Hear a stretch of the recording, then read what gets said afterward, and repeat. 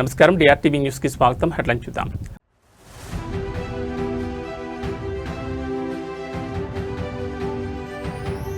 ప్రధాని మోడీ అధ్యక్షతన కేంద్ర కేబినెట్ కీలక భేటీ. యుద్ధ మేఘాల వేళ చమురు ధరలపై నజర్.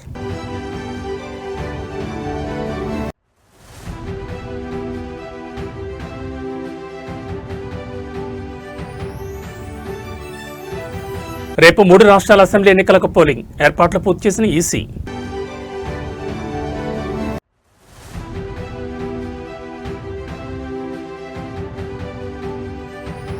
కాళేశ్వరం కమిషన్ నివేదికపై వేడని ఉత్కంఠ. తీర్పును ఏప్రిల్ 22కు వాయిదా వేసిన హైకోర్టు.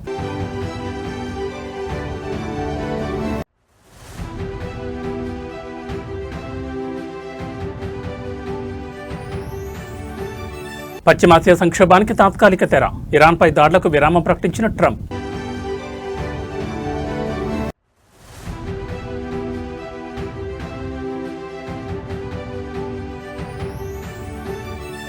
యుద్ధ భయాలకు బ్రేక్. బుల్లెట్లా దూసుకెట్టిన స్టాక్ మార్కెట్లో. ఇక డీటెయిల్స్ చూస్తే ప్రధాని నరేంద్ర మోడీ అధ్యక్షతన కేంద్ర కేబినెట్ సమావేశం ప్రారంభమైంది. ఈ భేటీలో దేశీయ అంశాలతో పాటు అంతర్జాతీయ పరిణామాలపై కీలక నిర్ణయాలు తీసుకునే అవకాశం ఉంది. ప్రస్తుతం పశ్చిమాసియాలో నెలకొన్న యుద్ధ వాతావరణం మరియు ఉద్రిక్తతల దృష్ట్యా భారత్పై పడే ప్రభావం గురించి కేబినెట్ ప్రధానంగా చర్చించనుంది. ముఖ్యంగా గ్యాస్, పెట్రోల్ మరియు డీజిల్ సరఫరాలో ఎలాంటి అంతరాయం కలగకుండా తీసుకోవాల్సిన చర్యలపై మంత్రుల బృందం చర్చించనుంది. చమురు ధరలు పెరగకుండా ముందస్తు ప్రణాళికలు రూపొందించే అవకాశం ఉంది. దేశవ్యాప్తంగా పెండింగ్లో ఉన్న పలు మౌలిక సదుపాయాల ప్రాజెక్టుల పురోగతిని ప్రధాని సమీక్షించనున్నారు. అలాగే వివిధ రాష్ట్రాలకు విడుదల చేయాల్సిన పెండింగ్ నిధులు, కేంద్ర ప్రాయోజిత పథకాల అమలుపై కీలక నిర్ణయాలు తీసుకోనున్నారు. భద్రతాపరమైన అంశాలపై కూడా రక్షణ శాఖ మంత్రితో ప్రత్యేకంగా చర్చ జరిగే అవకాశం ఉన్నట్లు సమాచారం. రాజకీయ ఆర్థిక పరిస్థితులు, దేశంలోని తాజా రాజకీయ పరిణామాలు మరియు ప్రస్తుత ఆర్థిక వ్యవస్థ గమనంపై కేబినెట్ సుదీర్ఘంగా చర్చించనుంది. ఆర్థిక స్థిరత్వాన్ని కాపాడుతూనే ప్రజలకు ప్రయోజనం చేకూర్చే మరికొన్ని కొత్త నిర్ణయాలను ఈ సమావేశంలో ప్రకటించే అవకాశం ఉందని విశ్లేషకులు భావిస్తున్నారు.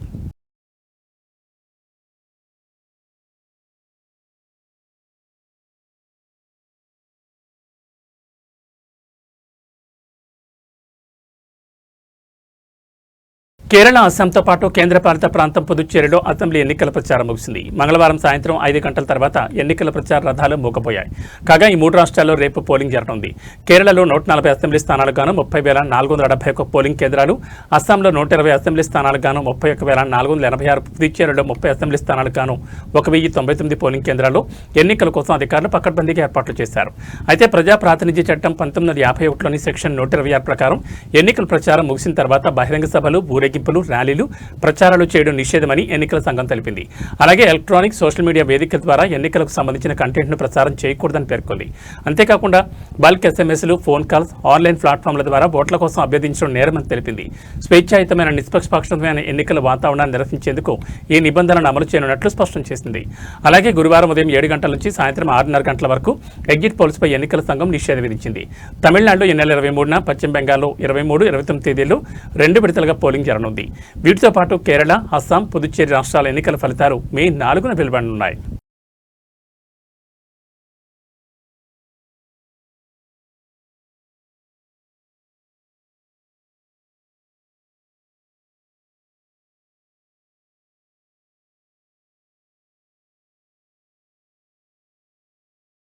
కాళేశ్వరం కమిషన్ నివేదికపై తీర్పు వాయిదా పడింది. రాష్ట్ర రాజకీయాల్లో సంచలనం రేపిన కాళేశ్వరం ప్రాజెక్టు అవకతవకలపై పీసీ ఘోష్ కమిషన్ ఏర్పాటు, దాని విచారణ ప్రక్రియను సవాల్ చేస్తూ దాఖలైన పిటిషన్లపై హైకోర్టు నేడు తుది తీర్పు వెల్లడించాల్సింది. ఈ క్రమంలో నేడు తీర్పు వస్తుందని అందరూ ఉత్కంఠగా ఎదురుచూస్తున్న నేపథ్యంలో తీర్పును ఈ నెల 22వ తేదీకి వాయిదా వేసింది ధర్మాసనం. కాళేశ్వరం కమిషన్ నివేదికపై గతంలోనే కేసీఆర్, హరీష్ రావు, ఐఏఎస్ స్మితా సబర్వాల్, మాజీ సీఎస్ జోషి సవాల్ చేసిన విషయం తెలిసిందే. కొన్ని నెలలుగా ఈ పిటిషన్లపై వాదనలు జరిగాయి. మార్చి 12న దీనిపై వాదనలు పూర్తవగా కోర్టు తీర్పును రిజర్వ్ చేసింది. కానీ అనూహ్యంగా జడ్జి తుది తీర్పును ఏప్రిల్ 22కు వాయిదా వేశారు. కమిషన్ నివేదికను కొట్టివేయాలని, అందులో ఉన్నవంతా అవాస్తవమన్నారు. రాజకీయ కక్షలో భాగంగానే ఈ కమిషన్ వేశారని ఆరోపించారు. కాగా ప్రజా ప్రయోజనాలను కాపాడేందుకే కాళేశ్వరంపై పీసీ ఘోష్ కమిషన్ వేశామని ప్రభుత్వం తెలిపింది. కాగా వాదనల సమయంలో కేసీఆర్ తరపు advocate commissioner of enquiry act నిబంధనలను ఉల్లంఘించారని కోర్టుకు తెలిపారు. నోటీసులు ఇవ్వలేదని, ఎక్కడ విట్నెస్తో క్రాస్ ఎగ్జామినేషన్ జరగలేదన్నారు. కాళేశ్వరం ప్రాజెక్టులో అక్రమాలు జరిగాయని, ఎలాంటి ఎంక్వైరీ లేకుండానే ప్రభుత్వం ఒక నిర్ణయానికి రావడంపై అభ్యంతరం వ్యక్తం చేశారు.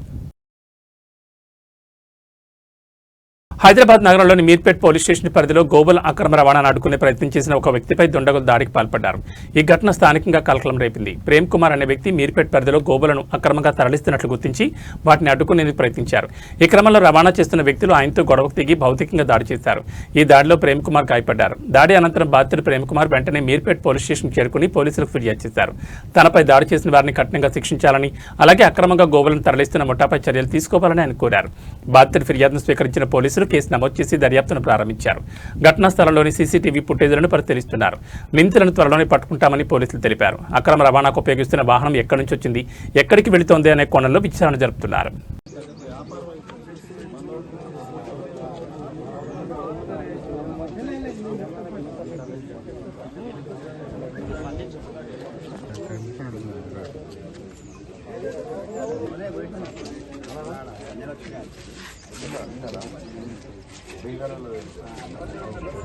బండి కూడా రక్తముందే ఇప్పుడు ఏమన్నా పోలీసు వాళ్ళ మీద అటాక్ చేస్తున్నారు, పోలీసు వాళ్ళని ఆఫ్ చేస్తున్నారు అని మీరు అంటారు. మీ లిమిట్ అయిపోయినాక అందుకని వచ్చి కూర్చున్నాం. మీ పిఎస్లు ఏమైతే వేరే పిల్లలు రారా, వేరే పిఎస్ఎల్ రారా, ఈ పిఎస్ఎల్ చూస్తామంటే దాంతో మాట్లాడమంటున్నాం. మీ ఏసీపీ గారు అడగండి, మీ ఏసీపీ గారు లిమిటే కదా, మీ ఏసీపీ లిమిటే కదా. ఆయన ఎట్లా అయిపోయినా లైన్లో పెట్టి ఇప్పుడు మీరు పడతారు ముందుకు చెప్పాలి. మీకు వ్యూ అందలేదు, మీరు చెప్తారు మీ వెహికల్ స్పీడ్ పోలేదు, దొంగల బండ్లు స్పీడ్ పోతే మన బండ్లు స్పీడ్ లేకపోతే మన తెలంగాణ ప్రభుత్వం ఏం చేస్తుందో మరి మనకు తెలియాలి. ఇంత మంచిగా చెప్తారు సార్, మీరే చెప్తారు మన లిమిట్ మా బండ్లు ఎక్కువ పోలేవని. మన స్పీడ్ ఉంది, మన స్పీడ్ ఎక్కువ ఉంది, ఎట్లా మరి దొంగలు దొరికించుకోవాలి? మన బండ్ల స్పీడ్ ఉన్నప్పుడు మన బండ్ల స్పీడ్ తక్కువ ఉన్నప్పుడు ఎట్లా దొరికించుకోవాలి? మనం ఎట్లా ఈ రాష్ట్రాన్ని కాపాడుతాం, ఈ రాష్ట్రాన్ని ఎట్లా కాపాడుకుంటాం, ఎట్లా రక్షించుకుంటాం? మీరు ఒకసారి ఆలోచించండి. సరే ఏమన్నా కానీ రాత్రి ప్లాన్ మీద కత్తలతో అటాక్ చేయడం కరెక్టా? మీ పరిధిలో వచ్చి అయ్యింది, మీకు అందరూ ఇప్పుడు పట్టుకోరండి. మీరు ఇప్పుడు ఏమంటారు, నాకు ఇప్పుడు ఆ స్విఫ్ట్ కారు కావాలి, ఆ బొలోరో కారు కావాలి, అందులో 7 మందిని తీసుకురావాలి, అందులో ఆవు ఉంది, ఈ ఆవులు ఉంది, బొలోరోలో ముగ్గురు, మొత్తం 10 మంది. ఈ 10 మందిని ఆవులని ఆ బండ్లు తీసుకురండి, మేము ఇంటికి వెళ్ళిపోతాం. మాకు నిజంగా కూడా మీతో వైర్యం లేదు, మీరంటే రెస్పెక్ట్ ఉంది పోలీస్ అంటే, అయినా మీరు మా మీద దాడి చేస్తున్నారు, దౌర్జన్యాలు చేస్తారు పోలీసులు. మార్నింగ్ 4:21కి మన ఊర్లో నుంచి గడ్డమల్లగూడ నుంచి గోవులను తరలిస్తున్నారని మాకు ఇన్ఫర్మేషన్ వచ్చింది. మా మిత్రుడు ఫోన్ చేసిండు, సాయి అని, ఆగపల్లి నుంచి ఫోన్ చేస్తే నేను వెంబడే బయటికి వెళ్ళడం జరిగింది. బయటికి వచ్చిన తర్వాత నేను వాళ్ళని చూసిన, రంగపూర్ వెళ్ళి రంగపూర్లో వెతికితే వాళ్ళు దొరకలే. అక్కడ నుంచి కారు వచ్చింది. ఫస్ట్ కారు రాగానే మళ్ళీ ముంగల్కి వచ్చిన తర్వాత బులెరో వచ్చింది. మా ఊర్లోకి రాగానే మళ్ళీ బులెరో వచ్చింది. గడ్డమల్లగూడ వచ్చిన తర్వాత ఆడికెళ్ళి ఫాలో అవుతూ మన వాళ్ళకి ఇంటిమేషన్ ఇచ్చిన, ఆగపల్లి వస్తున్నారు ఇప్పుడు అని చెప్తే బార్గెట్లు వేసినారు. బార్గెట్లు వేస్తే బార్గెట్లను గుద్దుకొని వచ్చారు. ఆడికెళ్ళి మళ్ళీ ముంగల్ వచ్చి ఇబ్రహ్మణం దగ్గర కూర్చున్నారు. ఇబ్రహ్మణం దగ్గర బార్గెట్లు వేస్తే మళ్ళీ ఆడికెళ్ళి గుద్దుకొని వచ్చారు. పోలీసులు ఎవరు కూడా రాలే బయటికి, ఇన్ఫర్మేషన్ ఇచ్చిన తర్వాత కూడా. దాని నెక్స్ట్ మళ్ళీ నేను మన వాళ్ళకి ఇంటిమేషన్ ఇచ్చుకుంటూ బొంగళూరు దాకా వచ్చిన. బొంగళూరు దగ్గర మన వాళ్ళు పిఎస్ఓలు వచ్చినారు, మా వెంకలు ఉన్నారు, వీళ్ళేమో చాలా ముంగలు ఉన్నాం. తులిప్ చేరు ఉన్నప్పుడు పిఎస్ఓలు నా వెంకలకు వచ్చారు. ఆడికెళ్ళి వచ్చిన తర్వాత మళ్ళీ ఏడకట్టయ్యారు వాళ్ళు పిఎస్ఓలు. ఇంజాపూర్ కమాన్ దగ్గర రాగానే పోలీసు వాళ్ళు యూటర్న్ తీసేసుకున్నారు. నేను ఆడికెళ్ళి గురంగూడ వచ్చిన. గురంగూడ నుంచి వాళ్ళు ఫాలో అప్ అవుతూనే మందమల్లమ్మ దగ్గర దాకా వచ్చిన. ఆడ ఎవరు లేరు. ఎవరు లేకపోయేసరికి నేను పక్కన బండి ఆపినంతే. వాళ్ళు స్లో అయినందుకు నేను బండి ఆపిన పక్కన. వాళ్ళు స్లో అయినారు కదా అని వెంకల నుంచి కారు వాళ్ళు వచ్చారు. దీన్ని దన్నదన్న కొడుతూనే ఉన్నారు. ఇక రాడ్లు పట్టుకొని మీది కూరుకొస్తున్నారు, కత్తులు పట్టుకొని వస్తున్నారు. ఒకడేమో జొమ్మియా చేసి గుచ్చుతా అంటాడు. ప్రేమ్ కుమార్ నా పేరు. నేను చేతులు పట్టుకున్నావాంది, ఆడ కత్తి ఇట్లా తీయగా నేను చేతులు పట్టుకున్నావాంది. ఇంకోటేమో రాడ్తో తలకాయ మీద కొడుతుండు, మెడల మీద, ఇంట్లో కొడుతుండు. ఇటుకపల్లి ఇచ్చిరేసారు మీది. ఇలా 7 మంది ఉన్నారు వాళ్ళు కార్లో. ముస్లిమ్స్, హిందువులు ఒక్కరు కూడా లేడు. మొత్తం ముస్లిమ్సే. 7 మంది ముస్లిమ్సే ఉన్నారు. కారు వాళ్ళు దాన్ని వెంకలు వస్తున్నారు, ముంగల లైన్ క్లియర్ చేసుకుంటా. వాళ్ళు వెళ్ళిపోయినారు అని చెప్పి నేను సైడ్ తీసుకున్నా. వాళ్ళు పోయింది కదా అని చెప్పి, కారు వాళ్ళు వెళ్ళిపోయింది అని చెప్పి నేను సైడ్ తీసుకున్నా. బుల్లెట్ సైడ్ తీసుకోవాలి. వెంకలంగా వచ్చి దన్నదన్న కొడుతూనే ఉన్నారు. అవన్నీ పట్టుకుని వచ్చి లోపలికి, నేను లోపలికి ఉరికినా, మట్టి లోపలికి అట్లా లోపలికి రోడ్లకు ఉరికినా, వేరే రోడ్లకి ఉరకగానే అందరు వచ్చారు. ఆ లోపల ఏం చీకటి ఉన్నది. ఒకడు కత్తి తీస్తాడు, ఒకడు రాడ్ పట్టుకొని కొడతాడు. దాంట్లో ఏం అర్థం కాలేదు నాకు. ఇలా కొట్టిరు, బండి వాళ్ళ కొట్టిరు, మొత్తం ఆగమని చేసారు. తర్వాత ఇంకా మన వాళ్ళు అందరూ వచ్చారు మళ్ళీ తర్వాత. ఆంధ్రప్రదేశ్ దేవాదాయ శాఖ అసిస్టెంట్ కమిషనర్ కాళింగిరి శాంతిని అవినీతి నిరోధక శాఖ అధికారులు అరెస్ట్ చేశారు. ఆదాయానికి మించి ఆస్తులు కలిగి ఉన్నారన్న ఫిర్యాదుల నేపథ్యంలో మంగళవారం ఆమె నివాసంతో పాటు పలు ప్రాంతాల్లో ఏసీబీ బృందాలు ఏకకాలంలో సోదాలు నిర్వహించాయి. ఈ తనిఖీలో భారీగా అక్రమాస్తులు బయటపడడంతో ఆమెను అదుపులోకి తీసుకున్నారు. శాంతిని విజయవాడ ఏసీబీ కోర్టులో హాజరుపరచగా న్యాయమూర్తి ఏప్రిల్ 21 వరకు రిమాండ్ విధించారు. దాంతో ఆమెను విజయవాడ జిల్లా జైలుకు తరలించారు. మంగళవారం ఉదయం తాడేపల్లి, బుండబలితో పాటు మొత్తం 4 ప్రాంతాల్లో ఏసీబీ అధికారులు ఆకస్మిక దాడులు చేపట్టారు. సుమారు 6 గంటల పాటు సాగిన ఈ సోదాల్లో విశాఖపట్నం ఎండాడలో ఒక విలాసవంతమైన ఫ్లాట్, తాడేపల్లి సమీపంలోని కుంచనపల్లిలో G+2 భవనాన్ని గుర్తించారు. వీటితో పాటు 770 గ్రాముల బంగారు ఆభరణాలు, 3 కిలోల వెండి వస్తువులు, 1.15 లక్షల నగదు, బ్యాంక్ ఖాతాలో మరో 3 లక్షలు, ఒక కారు, ఒక ద్విచక్ర వాహనం ఉన్నట్లు ఏసీబీ వర్గాలు వెల్లడించాయి. కాళింగిరి శాంతి గతంలోనూ పలు వివాదాలతో వార్తల్లో నిలిచారు. అక్రమాల ఆరోపణల కారణంగా గత ఏడాది జూలై నుంచి ఈ ఏడాది మార్చి వరకు ఆమె సస్పెన్షన్లో ఉన్నారు. హైకోర్టు ఆదేశాలతో ఇటీవలే ఆమెను విధుల్లోకి తీసుకున్నారు. మాజీ ఎంపీ విజయసాయిరెడ్డి పేరుతో ముడిపడి పలు ఆరోపణలు రాగా వాటిని ఆమెతో పాటు విజయసాయిరెడ్డి కూడా ఖండించడం తెలిసిందే.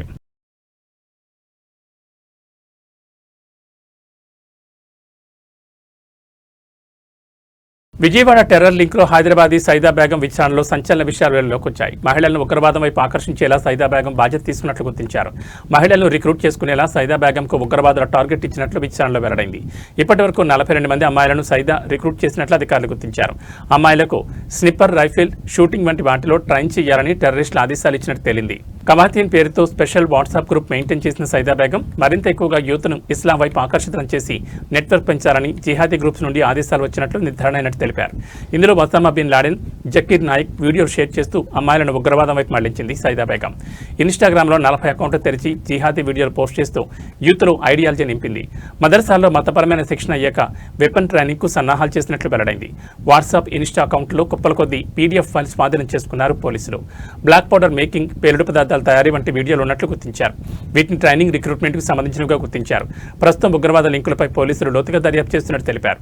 తర్వాత ఉగ్రవాద నెట్వర్క్లో మరిన్ని వివరాలు వెలుగులోకి వచ్చే అవకాశం ఉంది.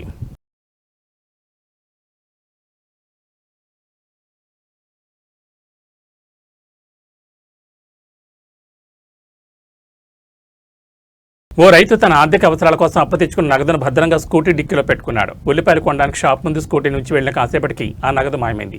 పల్నాడు జిల్లా జొన్నలగడ్డ బైపాస్ రోడ్ వద్ద జరిగిన ఘటన స్థానికంగా కలకలం రేపింది. బాధితులు తెలిపిన వివరాల ప్రకారం వెంకట సత్యనారాయణ అనే రైతు తన వ్యక్తిగత అవసరాల నిమిత్తం 5 లక్షల నగదును అప్పుగా తెచ్చుకున్నాడు. ఆ డబ్బును బ్యాగ్లో పెట్టి స్కూటీ డిక్కీలో భద్రపరిచాడు. జొన్నలగడ్డ బైపాస్ రోడ్ సమీపంలో ఉల్లిపాయలు కొనుగోలు చేసేందుకు రైతు తన స్కూటీని రోడ్డు పక్కన ఆపి వెళ్లాడు. కేవలం కొద్ది నిమిషాల వ్యవధిలోనే తిరిగి వచ్చి చూసేసరికి స్కూటీ డిక్కీ తెరిచింది. లోపల ఉన్న 5 లక్షల నగదు బ్యాగ్ కనిపించకుండా పోయింది. దీంతో ఆందోళనకు గురైన రైతు చుట్టుపక్కల వారిని విచారించిన ఫలితం లేకపోయింది. గుర్తెలియని వ్యక్తి డిక్కీ తెరిచి నగదును దోచుకెళ్లినట్లు నిర్ధారణ అయింది. ఈ ఘటనకు సంబంధించిన దృశ్యాలు సమీపంలోని CCTV కెమెరాలో రికార్డ్ అయ్యాయి. బాధితుడి ఫిర్యాదు మేరకు పోలీసులు కేసు నమోదు చేసి CCTV ఫుటేజ్ ఆధారంగా నిందితుల కోసం గాలిస్తున్నట్లు పోలీసులు తెలిపారు. సాంకేతికత ఎంత అభివృద్ధి చెందినా గిరిజన పల్లెలకు మాత్రం ఇంకా రోడ్డు కష్టం తీరడం లేదు. పార్వతీపురం, మన్యం జిల్లా పాలకొండ నియోజకవర్గ పరిధిలోని గిరిజన గ్రామాల ప్రజలు నేటికి ఆసుపత్రికి వెళ్లాలంటే ప్రాణాలను అరచేతిలో పెట్టుకుని డోలీలపై ప్రయాణించాల్సిన దుస్థితి నెలకొంది. బొడ్డగూడ గ్రామ పంచాయతీ పరిధిలోని ఎగువ కోటకొండ, దిగువ కోటకొండ మరియు కోసింగూడ గ్రామాలకు చెందిన సరైన రహదారి సౌకర్యం లేదు. దీంతో ఎవరైనా అనారోగ్యానికి గురైతే లేదా గర్భిణీ స్త్రీలకు ప్రసవ వేదన మొదలైతే కిలోమీటర్ల మేర కొండ మార్గాల్లో డోలీల ద్వారా మోసుకుంటూ ప్రధాన రహదారికి తీసుకురావాల్సి వస్తోంది. సకాలంలో వైద్యం అందక గిరిజనులు పడుతున్న ఇబ్బందులు వర్ణనాతీతంగా ఉన్నాయి. ప్రభుత్వం ఒకవైపు పల్లె పండుగ, ముస్తాబు వంటి కార్యక్రమాలతో గ్రామాలు అభివృద్ధి చేస్తున్నామని హడావుడి చేస్తోందని, కానీ క్షేత్రస్థాయి గిరిజన గ్రామాలను మాత్రం గాలి కుదిలేస్తారని బాధితులు మండిపడుతున్నారు. పేరుకే పండుగలు చేస్తున్నారు కానీ మా గ్రామాలకు కనీసం నడవడానికి రోడ్డు వేయడం లేదు. రోడ్డు లేక డోలీలే మాకు దిక్కవుతున్నాయని స్థానిక గిరిజనులు ఆగ్రహం వ్యక్తం చేస్తున్నారు. గిరిజన ప్రాంతాల్లో తక్షణమే రోడ్డు నిర్మాణ పనులు చేపట్టాలని, ప్రజల ప్రాణాలతో చెలగాట ఆడొద్దని కూటమి నాయకులు మరియు ఆదివాసీ సంఘాలు ప్రభుత్వం డిమాండ్ చేస్తున్నాయి. ఇప్పటికైనా అధికారులు స్పందించి యుద్ధ ప్రాతిపదికన ఈ 3 గ్రామాలకు శాశ్వత రహదారి సౌకర్యం కల్పించాలని కోరుతున్నారు.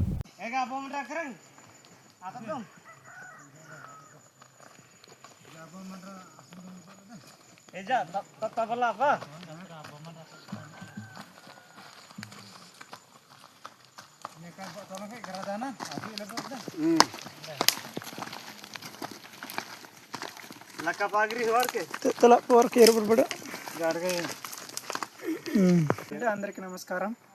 నా పేరు పాలక నరేష్. పార్వతీపురం, మన్యం జిల్లా, కోటకొండ గ్రామం, బామ్ని మండలం, బొడ్డగూడ గ్రామ పంచాయతీ. ఇప్పటి వరకు ఇంకా మాకు రోడ్డు సౌకర్యాలు అన్నది మాకు ఎవరు పెద్ద పై అధికారులను ఇంతవరకు మాకు ఏది కల్పించలేదు. కావున ఇందుకు మా గ్రామంలో ఎటువంటి సమస్యలు వచ్చినా కానీ బాధ వచ్చినా కానీ ఇలాగా దోణి కట్టుకుంటూ ఇలాగ మోసుకుంటూ తీసుకెళ్ళవలసి వస్తుంది. చూస్తే బామిని నుంచి కోటకొండ నుంచి బామిని చూస్తే సుమారుగా 10 కిలోమీటర్లు 6-7 కిలోమీటర్లు వస్తుంది. మా సమస్యని అర్థం చేసుకుంటారని పై అధికారులను తెలియచేస్తూ ఈ చిన్ని మాటలతో ముగిస్తున్నాము. హైదరాబాద్ వనస్థలిపురం పోలీస్ స్టేషన్ పరిధిలోని హస్తినాపురంలో అర్ధరాత్రి ఘోర రోడ్డు ప్రమాదం జరిగింది. మధ్యమత్తులో కారు నడుపుతూ డ్రైవర్ సృష్టించిన బీభత్సానికి 2 బీటెక్ విద్యార్థులు ప్రాణాలు కోల్పోగా మరో వ్యక్తి పరిస్థితి విషమంగా ఉంది. మధ్యమత్తులో ఉన్న కారు డ్రైవర్ అమిత వేగంతో అజాగ్రత్తగా కారు నడుపుతూ హస్తినాపురం వద్ద తొలుత రోడ్డుపై నడుచుకుంటూ వెళుతున్న ఒక వ్యక్తిని ఢీకొట్టాడు. ఆ తర్వాత బైక్పై వెళుతున్న 2 బీటెక్ విద్యార్థులను బలంగా ఢీకొట్టారు. ప్రమాద తీవ్రత ఎంతలా ఉందంటే బైకును సుమారు 100 మీటర్ల మేర ఈడ్చుకెళ్లిన కారు అనంతరం రోడ్డుపై పల్టీ కొట్టింది. ఈ భీకర ప్రమాదంలో బైక్పై వెళుతున్న 2 విద్యార్థులు అక్కడికక్కడే మృతి చెందారు. వీరిని బీటెక్ చదువుతున్న యువకులుగా గుర్తించారు. కాగా కారు ఢీకొన్న మరో వ్యక్తికి తీవ్ర గాయాలు కావడంతో చికిత్స నిమిత్తం స్థానిక ఆసుపత్రికి తరలించారు. ప్రస్తుతం అతని పరిస్థితి విషమంగా ఉన్నట్లు సమాచారం. కారు నడిపిన వ్యక్తి మద్యం సేవించున్నట్లు పోలీసులు ప్రాథమికంగా నిర్ధారించారు. మద్యం మత్తులో నియంత్రణ కోల్పోయి అతివేగంగా డ్రైవ్ చేయడమే ఈ వివాదానికి కారణమని స్థానికులు ఆగ్రహం వ్యక్తం చేస్తున్నారు. పోలీసులు ఘటనా స్థలానికి చేరుకుని మృతదేహాలను పోస్టుమార్టం నిమిత్తం తరలించారు. ఈ ఘటనపై కేసు నమోదు చేసిన వనస్థలిపురం పోలీసులు డ్రైవర్ అదుపులోకి తీసుకుని దర్యాప్తు చేస్తున్నారు.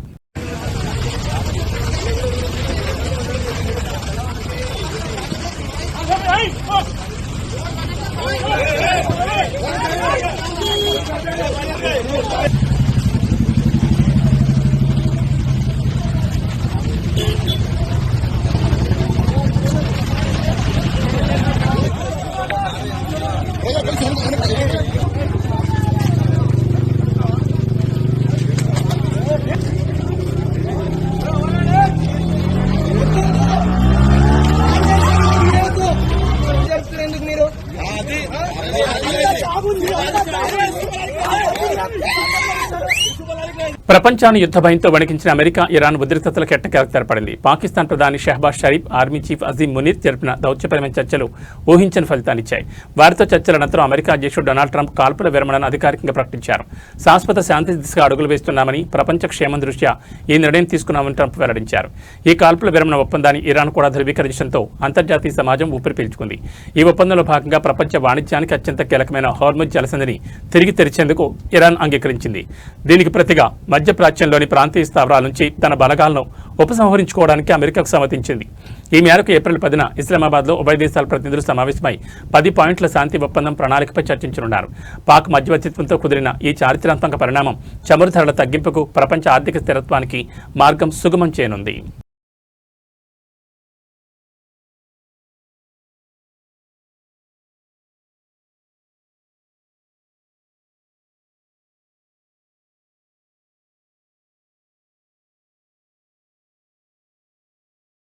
కొనుగోలుదారులకు బంగారం, వెండి ధరలు ఊహించని షాక్ ఇచ్చాయి. బుధవారం ఉదయం 10 గంటల తర్వాత హైదరాబాద్ బులియన్ మార్కెట్లో ఈ 2 లోహాల ధరలు భారీగా పెరిగాయి. 24 క్యారెట్ల బంగారం 10 గ్రాముల ధర ఏకంగా 3,980 పెరిగి 1,53,820కి జంప్ అయింది. 22 క్యారెట్ల బంగారం 10 గ్రాముల ధర 3,650 పెరిగి 1,41,000కి చేరింది. మరోవైపు వెండి ధర కూడా పెరిగింది. కిలో వెండిపై 10,000 పెరిగింది. ప్రస్తుతం కేజీ వెండి ధర 2,65,000కి చేరింది. ఇరాన్పై ట్రంప్ కాల్పుల విరమణ ఒప్పందం ప్రకటించడంతో క్రూడాయిల్ ధరలు భారీగా తగ్గగా స్టాక్ మార్కెట్లు భారీ లాభాలతో మొదలయ్యాయి. ఈ క్రమంలో బంగారం, వెండి ధరలు తగ్గుతాయని ఎదురుచూసిన వారికి నిరాశ ఎదురైంది. సీజ్ ఫైర్ ప్రకటనతో బంగారం, వెండిపై పెట్టుబడులు పెరగడం, కొనుగోళ్లకు డిమాండ్ ఉండడంతో వీటి ధరలు పెరిగినట్లు మార్కెట్ నిపుణులు చెబుతున్నారు.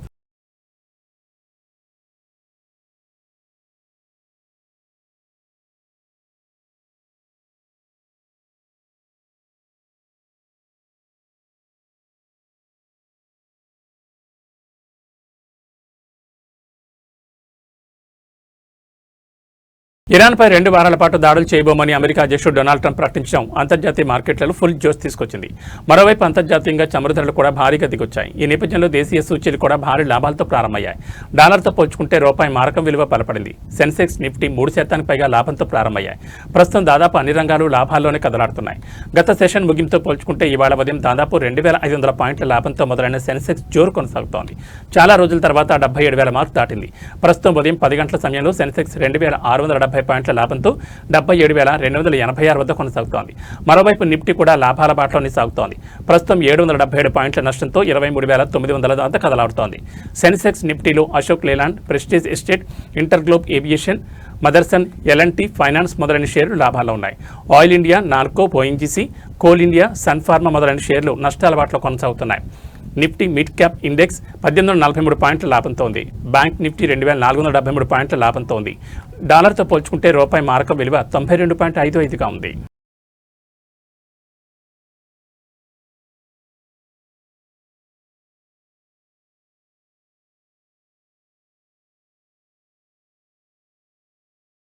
ఏబీ బులెటిన్ విశేషాలు. నమస్కారం.